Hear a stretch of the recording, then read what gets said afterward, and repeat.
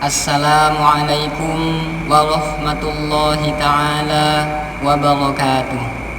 Bismillahirrahmanirrahim. Alhamdulillahi rabbil alamin.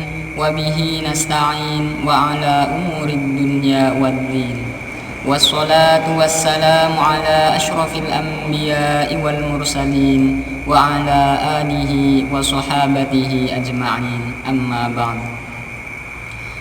Pertama, saya panjatkan puja dan puji syukur kehadirat Allah Subhanahu wa ta'ala karena telah memberikan begitu banyak nikmat dan karunia-Nya sehingga saya dan teman-teman semuanya masih diberikan kesempatan untuk bisa melakukan berbagai macam aktivitas dalam keadaan sehat walafiat. Amin Allahumma amin. Pada kali ini perkenankan saya untuk belajar membaca surah Al-Fatihah dengan menggunakan hukum kaidah tajwid dan gharib al-mushkilahnya, yakni dengan memperlihatkan atau memperhatikan tanda baca waqaf yang baik dan benar. Karena bagaimanapun juga ketika kita membaca Al-Quran dan ingin lebih baik dalam membacanya, maka harus ada kesungguhan, harus ada semangat untuk terus membaca dan memahami Al-Quran secara bertahap. Maka dari itu, orang yang membaca Al-Quran semuanya akan diberikan nilai pahala di sisi Allah Subhanahu wa ta'ala. Dan orang yang lebih baik membaca Al-Quran adalah orang yang membacanya dengan tartil, dengan memperhatikan hukum tajwidnya, gharib al-mushkilahnya, dan tanda waqaf sebagai rambu-rambu pembacaan Al-Quran yang ada di dalamnya. Mudah-mudahan kita semua bisa menjadi pribadi yang termasuk golongan orang yang didekatkan oleh Allah dengan Al-Quran, sehingga kehidupan yang kita jalani sekarang ini menjadi tenang dan nyaman.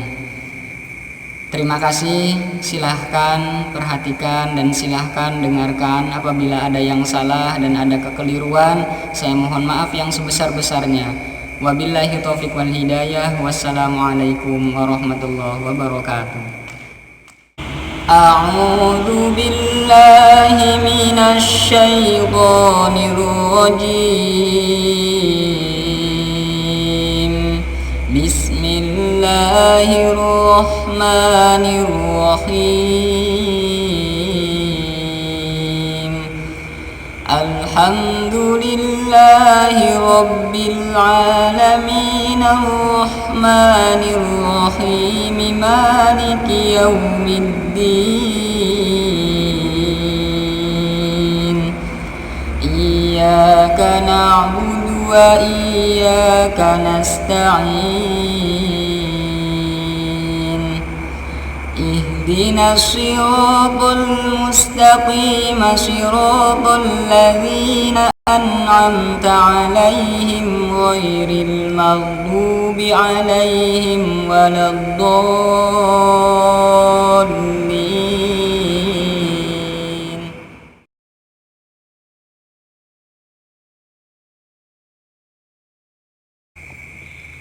Nah, itulah teman-temanku semuanya, bacaan Quran surah Al-Fatihah dengan menggunakan kaidah ilmu tajwid dan gharib al-mushkilah beserta tanda baca waqaf dan wasalnya.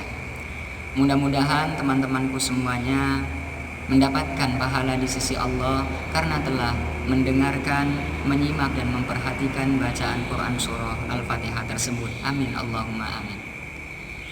Pada kali ini izinkan saya untuk mencoba belajar sedikit menjelaskan mengenai bagaimana cara membaca Al-Quran dengan menggunakan kaidah ilmu tajwid, kaidah gharib al-mushkilah beserta tanda baca waqaf dan wasalnya dengan baik dan benar. Walaupun untuk diri saya pribadi masih banyak sekali kesalahan-kesalahan dan masih banyak sekali dilakukan proses pembelajaran yang secara berkelanjutan.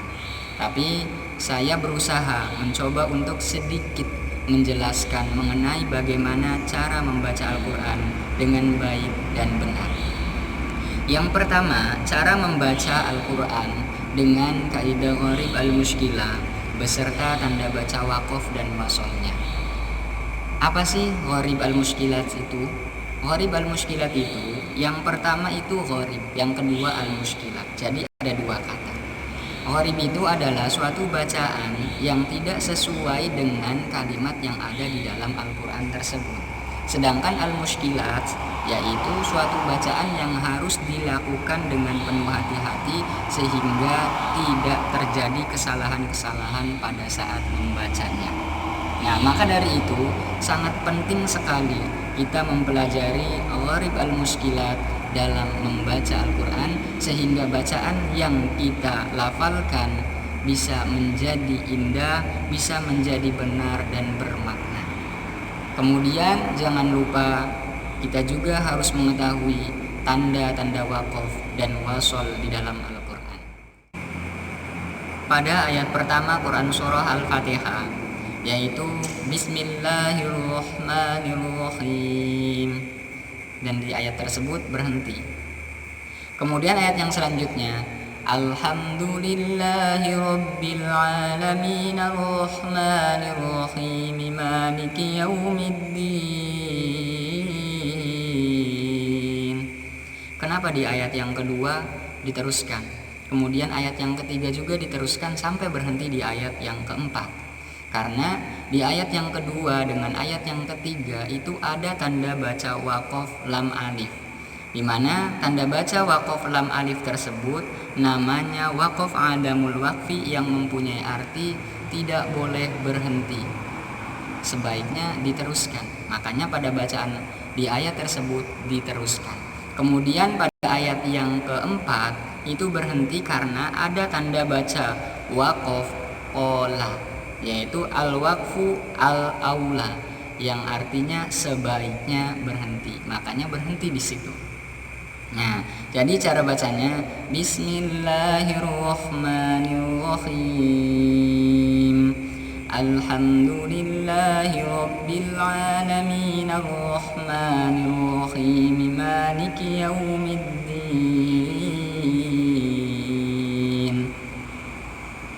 Nah, kemudian ayat yang selanjutnya yakni ayat yang kelima, Iyyaka na'budu wa iyyaka nasta'in.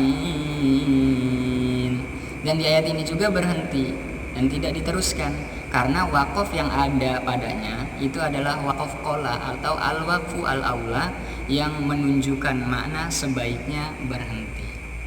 Kemudian ayat yang selanjutnya Ihdinas siratal mustaqim siratal ladzina an'amta 'alaihim ghairil maghdubi 'alaihim waladdallin.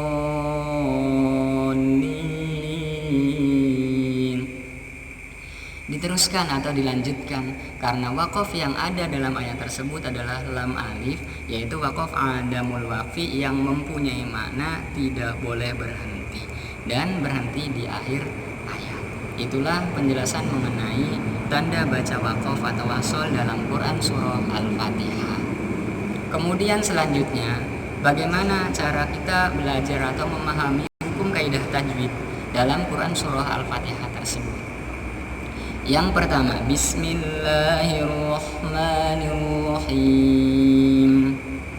Nah, di Bismillahirrahmanirrahim ternyata ketika ada sin sukun, maka kita usahakan baca sambil nyengir bis. Nah, kemudian di situ ada millah, ada lam jalalah atau lafaz Allah.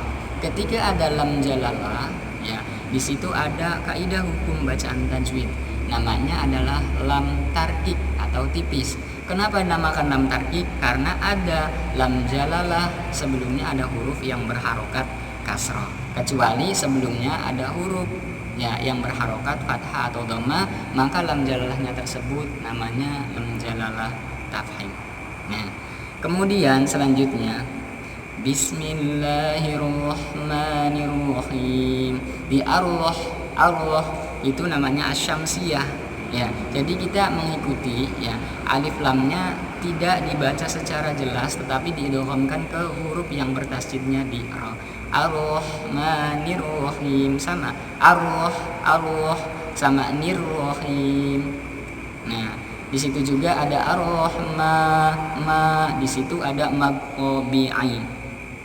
Mad tabi'i itu adalah mad asli, yaitu apabila ada alif mati sebelumnya ada huruf yang berharokat fathah, ada wawu mati sebelumnya ada huruf yang berharokat dhamma, dan ada ya mati atau sukun sebelumnya ada huruf yang berharokat kasrah.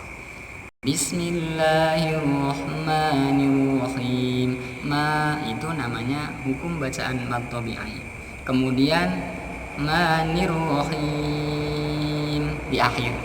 Nahim itu hukum bacaan tajwidnya namanya mad arid lisukun. Ya, namanya mad arid lisukun. Mad arid lisukun itu apa sih? Mad arid lisukun itu adalah berhenti pada akhir kalimat dan sebelum huruf yang diwakofinya ada salah satu huruf mad. Atau dalam bahasa lainnya, mad arid lisukun itu adalah mad tabi'i yang di depannya atau yang menemui huruf yang berharokat sukun di akhir kalimat. Dan cara membacanya yaitu 3 alif atau 6 harokat. Nirrohim. Ayat yang kedua, alhamdulillahi rabbil alamin. Nah, di situ ada alhamdu. Hati-hati ketika ada lam sukun, jangan sampai kita baca dengan dipantulkan.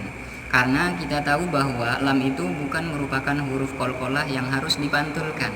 Ketika kita membunyikan suatu huruf lam yang berharokat sukun kemudian dipantulkan, itu bisa dikatakan tawalud, yaitu memberikan huruf tambahan yang baru yaitu le, ale, itu tidak boleh.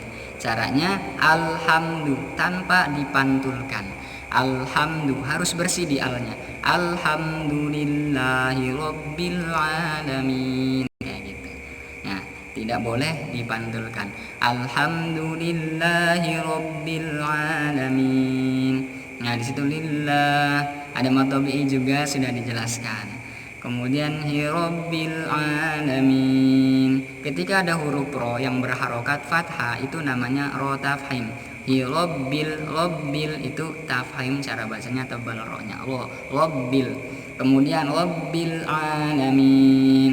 Di situ ada al-qamariyah, rabbil alamin. Karena ada lam sukun yang bertemu dengan huruf ain. Jadi lamnya dibaca jelas. Rabbil alamin. Dan a di situ dibaca panjang 1 alif dan hukum tajwidnya namanya mad tabi'i. Yang sama sudah dijelaskan di ayat yang sebelumnya. Alamin. Dan di terakhir ada juga mad arid lisukun yang juga sudah dijelaskan di ayat sebelumnya. Ayat yang ketiga, Ar-Rahmanir-Rahim. Di situ ada bacaan asy-syamsiyah. Allah ada alif lam bertemu dengan ro, diidghamkan langsung bacanya ke ro tanpa dijelaskan huruf lamnya. Tidak boleh al-ro itu tidak boleh. Yang benarnya ar-ro. Nah, Ar-Rahmanir-Rahim. Ada mim juga yang panjang di situ, 1 alif namanya mad tabi'i. Ar-Rahmanir-Rahim. Ya. Kemudian nirrahim, ada asy-syamsiyah juga, ro-nya setiap ro yang berharokat fathah itu namanya ro tafhim, baik di ar-rahman atau nirrahim. Nah, kemudian nirrahim. Nah, setiap ada mad tabi'i yang berada di akhir waqaf dan menemui huruf yang mati itu namanya mad arid disukun. Jadi panjangnya 3 alif atau 6 harokat. Nirrahim. Kecuali nirrahim itu bisa dikatakan mad tabi'i ketika waqafnya dibuang, nirrahimi. Ya. Ketika ada waqafnya itu berubah namanya mad arid lisukun. Ayat yang selanjutnya, Maliki yaumiddin. Ada ma di situ panjang 1 alif namanya mad tabi'i. Karena ada alif sukun sebelumnya ada huruf mim yang berharokat fathah, namanya mad tabi'i. Bacanya 1 alif. Maliki yaumiddin. Di yau ada wawu sukun sebelumnya ada huruf yang berharokat fathah, tapi bukan di akhir kalimat atau di akhir ayat, maka itu namanya huruf layin. Kalau di akhir itu namanya mad layin. Yaumiddin, ada asy-syamsiyah juga. Mid itu namanya asy-syamsiyah. Din namanya mad arid lisukun. Iyyaka na'budu wa iyyaka nasta'in. Setiap ada tasydid maka kita tekan suaranya. Iyyaka, tidak boleh datar. Iyyaka itu tidak boleh. Kita harus tekan iyyaka, iya, dan ya-nya itu ada alif sukun, sebelumnya ada huruf yang berharokat fathah, namanya mad tabi'i, panjangnya satu alif. Iyyaka, iyyaka, iyyaka. Nah, iyyaka na'budu wa iyyaka nasta'in. Nasta'in juga di akhirnya bacaan mad arid lisukun. Berhenti pada akhir kalimat dan sebelum huruf yang diwaqafi ada salah satu huruf mad. Panjangnya 3 alif atau 6 harokat. Ayat yang selanjutnya yaitu ihdinas siratal mustaqim siratal ladzina an'amta 'alaihim ghairil maghdubi 'alaihim waladdallin.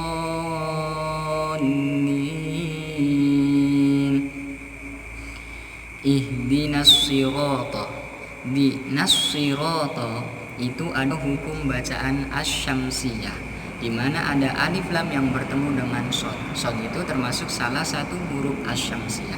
Makanya dibacanya alif lamnya diikutkan atau didghamkan ke shad. Ihdinas sirata. Tidak boleh dibaca ihdinal sirata. Cara yang benar ihdinas sirata. Nah, ihdinas siratal, di ro itu namanya ro tafhim. Kenapa ro tafhim? Karena ro-nya berharokat fathah. Kemudian ro-nya panjang, satu alif di situ. Nah, itu namanya mad tabi'i. Kenapa ro-nya di situ yang panjang satu alif mad tabi'i? Karena ada alif mati sebelumnya ada huruf yang berharokat fathah. Huruf yang berharokat fathahnya di situ ternyata ro. Maka ro-nya di situ mengandung bacaan mad tabi'i. Kemudian ihdinas siratal mustaqim. Nah, di tol mustaqim itu ada al-qamariyah karena alif lam bertemu dengan mim yang termasuk salah satu huruf dari al-qamariyah. Maka lamnya dibaca dengan jelas. Ihdinas siratal mustaqim. Dan di akhir ayatnya itu ada bacaan mad arid lisukun dengan panjang 3 alif atau 6 harokat. Pada ayat yang ketujuh, Shiratal ladzina an'amta 'alaihim ghairil maghdubi 'alaihim waladdallin.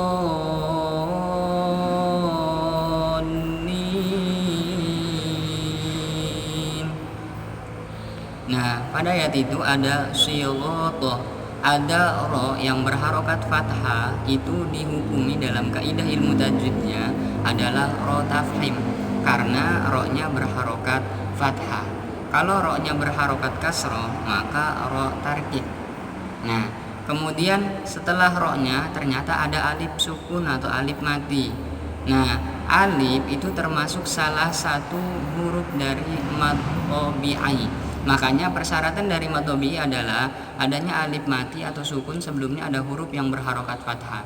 Maka ro itu bisa menjadi ro tafhim dan bisa juga menjadi mad tabi'i karena setelahnya ada alif sukun.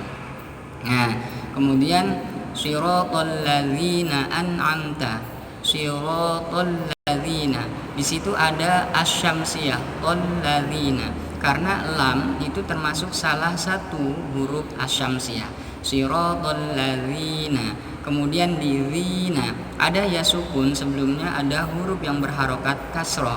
Makanya itu dinamakan mad tabi'i yang dibaca panjang satu alif. Pada lafadz an'amta di situ ada mim sukun yang bertemu dengan ta. Maka ketika hukum mim sukun yang bertemu dengan ta itu dinamakan izhar syafawi, yaitu dibacanya dengan jelas an'amta tanpa ada dengungan sedikit pun. An'amta, an'amta alaihim, an'amta alaihim, an'amta, an'amta alaihim ghairil maghdubi alaihim waladdallin. Di alaihim ada ya sukun, sebelumnya ada huruf yang berharokat fathah, itu namanya huruf lain karena tidak berada di dalam akhir kalimat atau di akhir waqaf, makanya namanya huruf lain. Ketika ada di akhir kalimat namanya mad lain. Shiratal ladzina an'amta 'alaihim ghairil himgha. Itu ada mim sukun bertemu dengan ghin. Mim sukun yang bertemu dengan ghin itu hukum kaidah tajwidnya adalah izhar syafawi yang harus dibaca jelas. Alaihim ghairil ya sukun sebelumnya ada huruf yang berharokat fathah namanya huruf lain ghai karena tidak berada di akhir. Ghairil ro-nya ternyata kasroh, makanya namanya ro tarkik. Ghairil dubi ada dot bertemu dengan wawu sukun. Wawu sukun sebelumnya ada huruf yang berharokat dhamma, itu namanya mad tabi'i yang dibaca panjang satu alif. Ghairil dubi alaihim ghairil maghdubi alaihim waladdallin. Alaihim wa mim sukun bertemu dengan wawu namanya izhar syafawi yang harus dibaca jelas. Alaihim waladdallin. Nah, kalau waladdallin itu ada hukum dalam kaidah tajwidnya namanya mad lazim mutsaqal kilmi. Nah, apa itu mad lazim mutsaqal kilmi? Mad lazim mutsaqal kilmi itu adalah mad tabi'i yang bertemu dengan huruf yang bertasydid. Cara bacanya yaitu dibaca panjang sebanyak 3 alif atau 6 harokat. Waladdallin.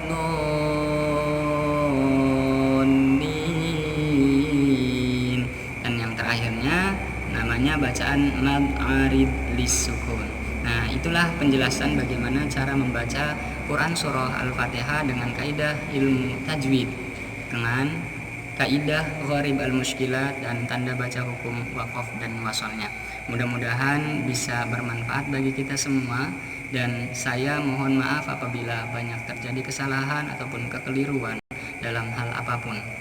Wabillahi taufiq wal hidayah. Wassalamualaikum warahmatullahi wabarakatuh.